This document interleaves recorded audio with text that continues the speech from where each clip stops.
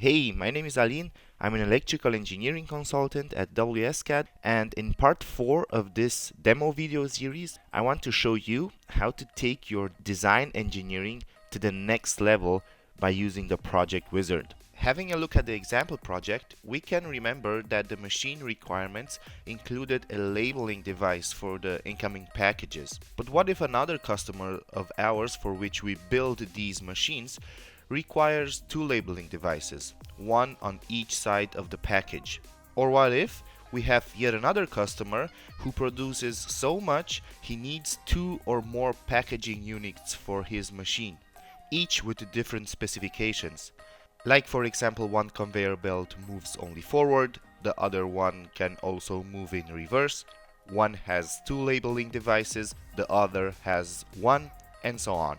Let's see how you can correctly reuse already existing drawings to scale the projects properly. And no, I'm not talking about copy and paste. Before showing you the details, I want to introduce the notion of macros. For that, let's take this motor start drawing, for example. Macros are basically reusable drawings which can be saved in a folder, given a name so that it is easily recognizable for all coworkers who are designing schematics, and then it can be inserted in any desired project on any page by any design engineer within the company. Analyzing our project pages, we can recognize which are the elements that compose our entire project, and then we can save them all as macros. Having saved everything as a macro, we can then open the Project Wizard. Here you can see all of the saved macros and start creating new schematic pages with them by only double-clicking on the desired macro. Of course, some pages need more than one macro, so the Project Wizard offers that possibility as well.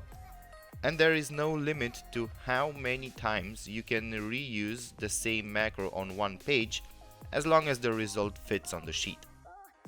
You can even change description texts or part numbers of the devices used throughout the project, or give names to the pages you are creating.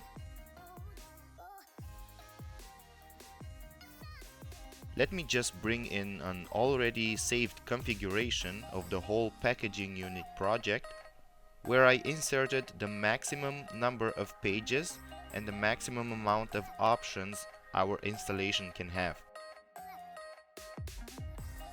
Now let's just generate these pages and have a look at the project in the highest configuration level.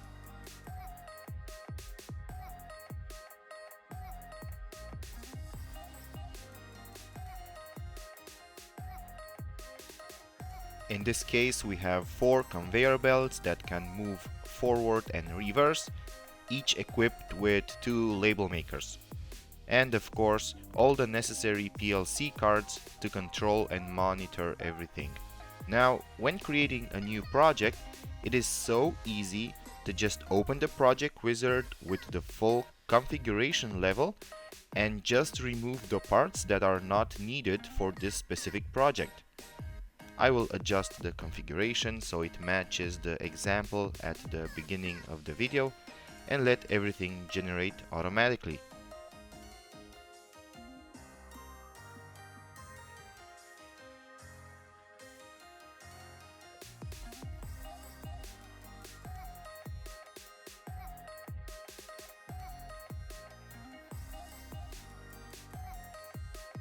This is how easy design engineering can be when you use the right tools and the right principles. But don't think we are done here. Check out the next and last video of the series for an even faster and easier way for creating your projects.